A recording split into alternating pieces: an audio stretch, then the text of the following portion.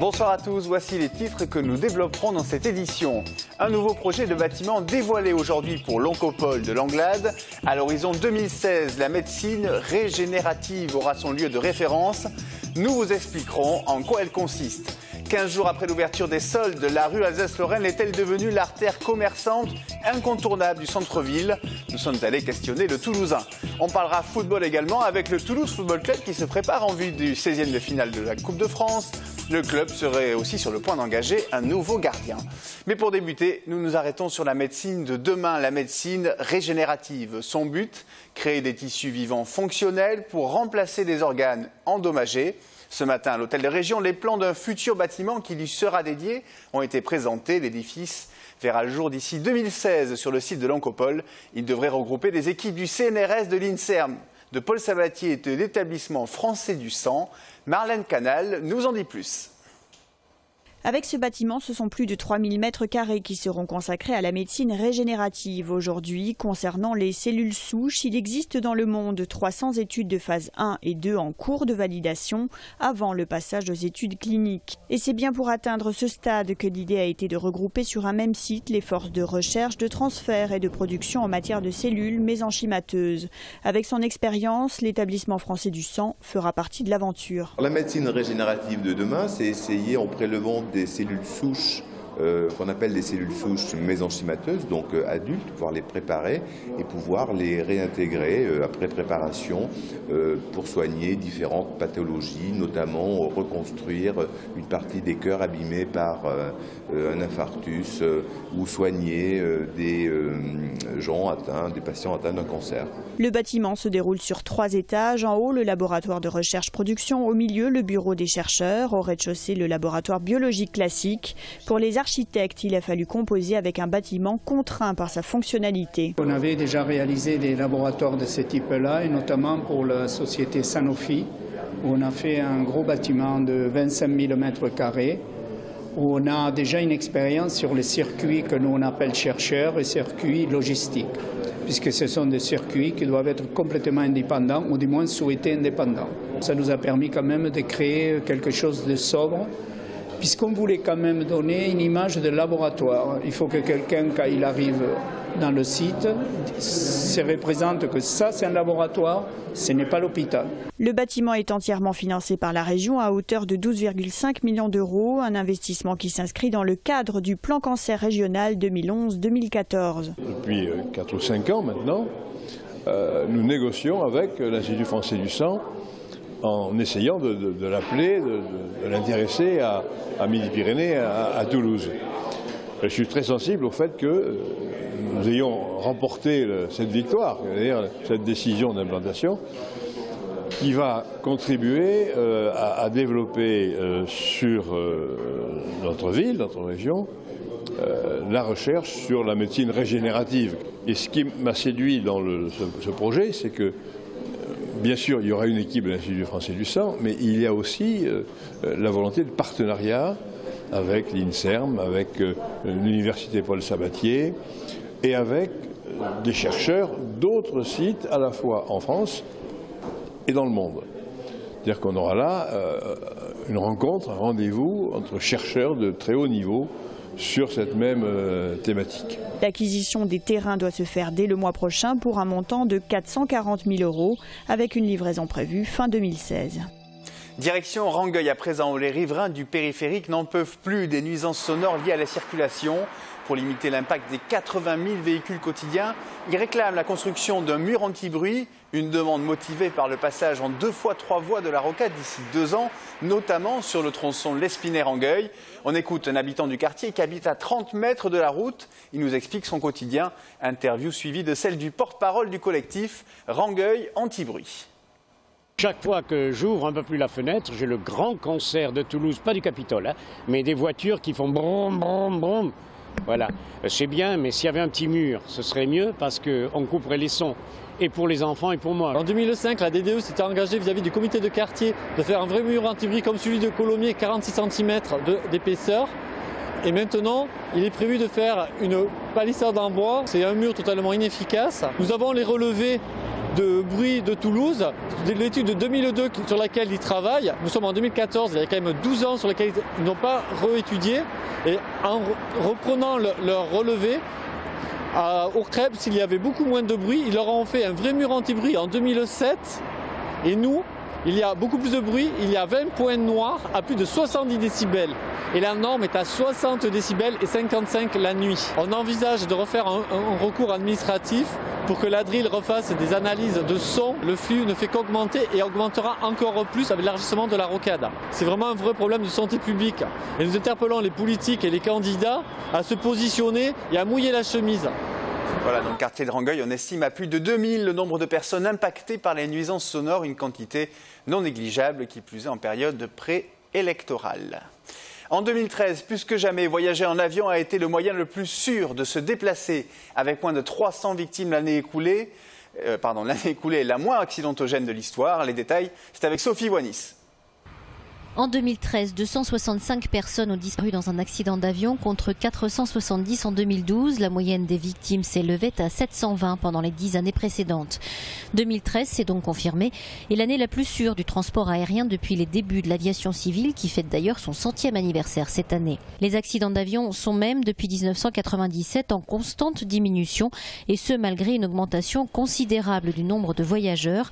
Et selon les chiffres de l'Association internationale du transport aérien, IATA, on a relevé sur les 11 premiers mois de 2013 un accident sur 2,4 millions de vols. En 2012, elle avait évalué qu'il y avait un accident pour 5 millions de vols et c'était alors le taux le plus faible de l'histoire de l'aviation commerciale. C'est Qantas qui est une fois de plus élue la compagnie aérienne la plus sûre. La compagnie australienne n'a connu aucun accident meurtrier depuis 1951.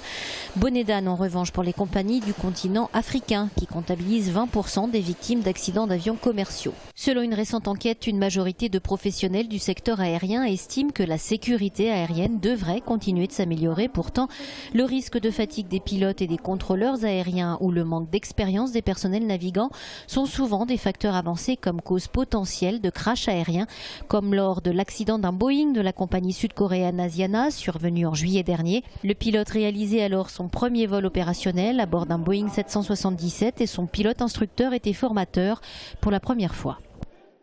Commerce à présent, 15 jours après l'ouverture des soldes, quelle est la tendance en centre-ville? Nous nous sommes attardés sur la rue Alsace-Lorraine qui connaît ses premiers soldes d'hiver après l'achèvement complet des travaux. Les travaux longtemps décriés tant par les commerçants que les usagers. Qu'en est-il aujourd'hui? Jean-Marc Lucas est allé se renseigner. Ouais, je pense que c'est l'artère où je trouve les magasins dans lesquels je trouve mes principales fringues. Donc ouais, je sais que je peux faire cette rue-là et trouver ce que je veux. Donc vous faites une seule rue? Ouais, parce que j'ai pas trop de temps. Ouais. Et je suis pas grand fan de shopping. Donc ouais. C'est plus rapide, on peut le faire entre midi et 2, on peut se prendre qu'une matinée au lieu d'une journée, c'est plus simple, c'est ce que j'ai fait aujourd'hui. Ouais, c'est plus aéré, voilà, faut juste faire attention au vélo. Parce qu'il n'y a plus de bruit, il n'y a plus toutes les voitures qui bouchaient, il n'y a plus les bus, enfin j'en ai pas vu. Non, c'est vachement agréable. Quand on est à vélo, c'est super agréable aussi. Donc voilà. Et on peut faire la rue de A à Z pour les soldes? Éventuellement, ça dépend du porte-monnaie. De toute façon, toutes les rues piétonnes, c'est propice en général au commerce. Hein. C'est plus facile pour circuler, pour les piétons, on est moins encombré avec les voitures. Enfin, le fait que Toulouse ait changé au niveau de son aménagement justement piétonnier, c'est quand même beaucoup mieux. Voilà pour un lifting a priori réussi pour la rue Alsace-Lorraine. 15 jours après le début des soldes dans l'imaginaire collectif, les bonnes affaires sont en tout cas généralement parties. Mais on trouve quelques professionnels de la période pour qui les coups sont encore bons à jouer. Vous trouvez que pour les soldes, là, cet hiver, c'était bien? Il n'y a pas grand-chose. Première des marques, ça a été. Deuxième des marques, j'ai trouvé que non. Ils sortent beaucoup de t-shirts à manches courtes. C'est pas trop la saison. Ah, vous pensez qu'ils ont tout mis au début des soldes? Je sais pas, j'y ai pas été assez souvent. J'y étais 3 fois, mais là, franchement, aujourd'hui, rien. Je prends l'essentiel avant et puis après, j'essaye de me faire plaisir. Parce qu'autrement, selon les tailles, selon le choix, on sait très bien qu'on risque de rien avoir. Normalement, au fil du temps, il y a plus de pourcentage de soldes en fait. Enfin, on passe de 20 à 50 à 70%. On paye moins cher, effectivement, mais on a le risque de ne pas trouver ce qu'on veut. Voilà, c'est ça la différence. Vous cherchez des choses précises ou c'est l'occasion qui fait le larron pour vous? Non, c'est l'occasion qui fait le larron. Non, je cherche rien de précis. Je fais un tour, voilà. C'était pour monsieur, mais j'ai repéré des boutiques, donc... Oui, bon, ça, mon épouse ne peut pas passer devant des boutiques sans acheter. Alors, pas toutes, elle a dit, là, il y en a quand même beaucoup. Ouais. Enfin voilà, non, tout se passe bien. Alors, on vous le rappelle, les bonnes affaires, c'est jusqu'au 11 février, fin de la période des soldes.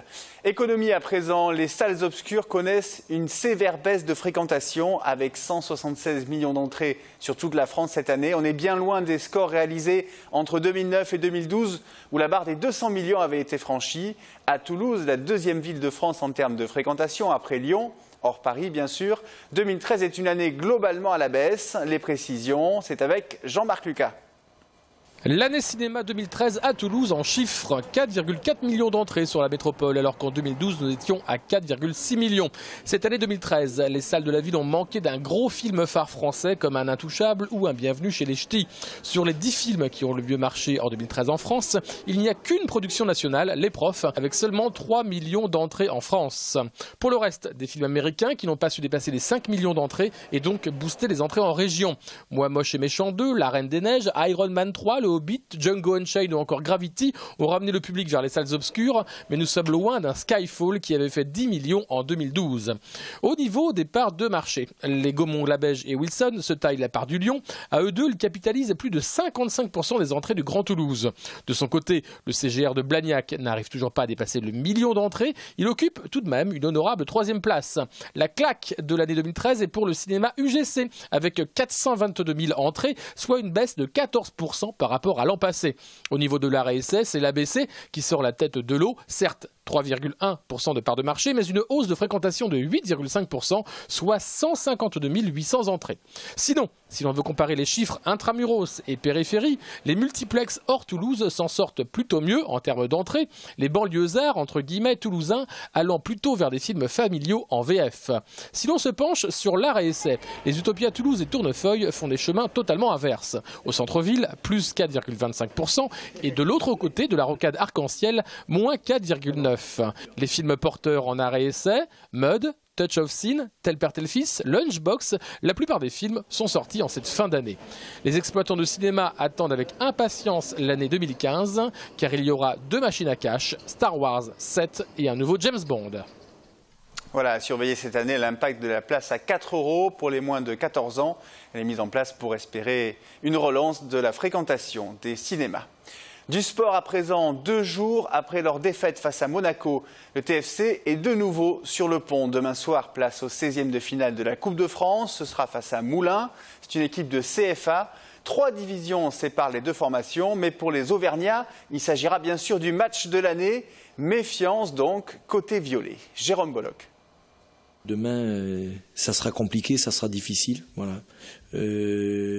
Autant sinon plus que si on affrontait un adversaire de Ligue 1, quel qu'il soit. Alain Casanova prudent à 24 heures du 16e de finale de la Coupe de France qui opposera le TFC à Moulins. Les joueurs et l'entraîneur disent avoir tiré les leçons d'une victoire dans la douleur contre Romorantin. Ce qui nous a fait du bien, c'est d'avoir ce match de Romorantin, de voir la difficulté de la tâche.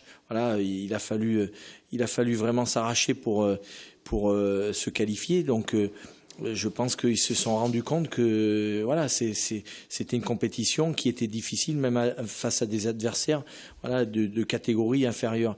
Et demain, on a une équipe qui n'a rien à voir avec celle de Romorantin. C'est une équipe qui est bien plus forte, dans toutes ses lignes, qui est dangereuse sur le plan offensif parce qu'elle a des joueurs de qualité, qui est dangereuse sur coup de pied arrêté parce qu'elle a un très très bon tireur de coup de pied arrêté. Côté composition de l'équipe, l'entraîneur ne compte pas effectuer de changements majeurs suite au match contre Monaco. Steve Yago, de retour de blessure il y a peu, rêve d'une belle aventure en Coupe de France. Aller le plus loin possible en Coupe de France, c'est un rêve, et pratiquement on va dire ça comme ça, parce que aller au Stade de France, aller jouer une finale ou à rencontrer des grandes équipes même en coupe, c'est vraiment quelque chose de merveilleux, on va dire.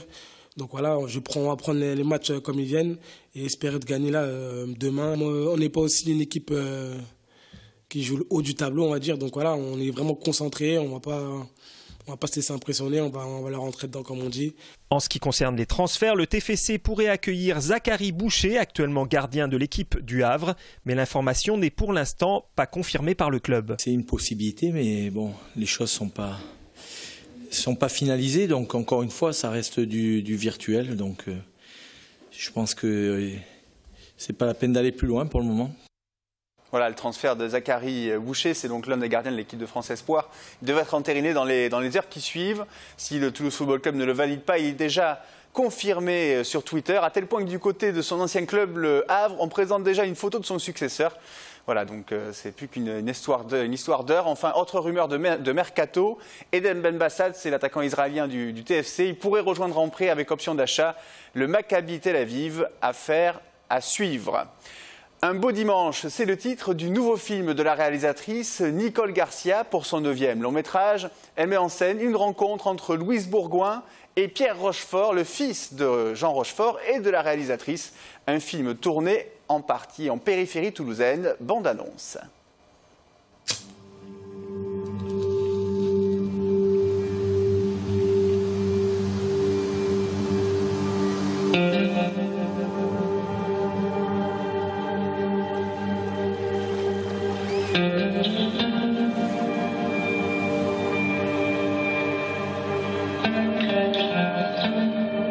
Alors vous faites des saisons? Je tombais dedans quand j'étais petite. Mes parents, ils avaient une roulotte de bouffe. Ils faisaient des pizzas, des crêpes. Moi aussi, je fais des saisons. Reste un trimestre, voire 2 à un poste. Après, je vais ailleurs. Pourquoi vous restez pas plus longtemps? Une liberté.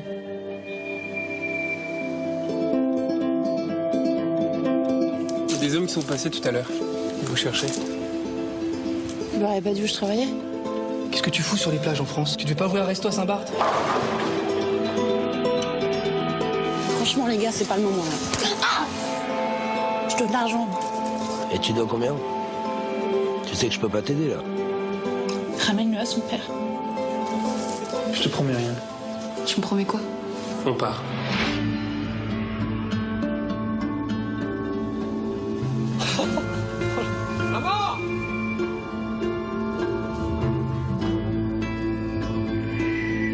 Aux gens qui me demandent de tes nouvelles, je leur dis que tu habites en Suède. Et ça arrête les questions.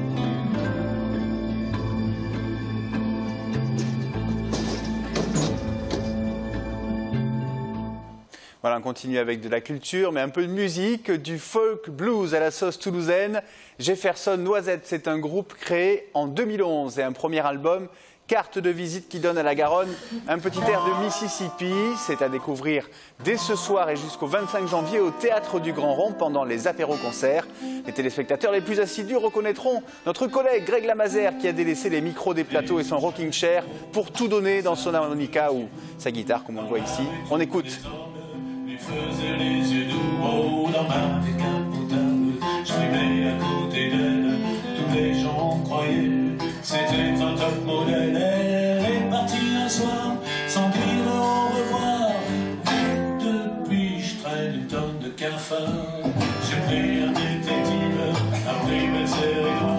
Il m'a dit pas de deal, je vous la retrouve là.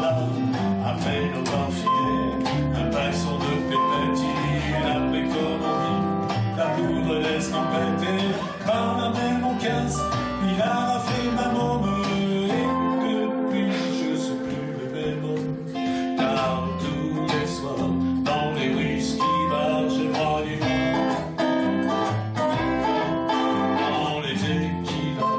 Voilà, c'est ainsi que se termine notre édition. Demain, vous retrouverez Jérôme Bolloc et Sophie Voinis. On vous souhaite à tous une excellente soirée.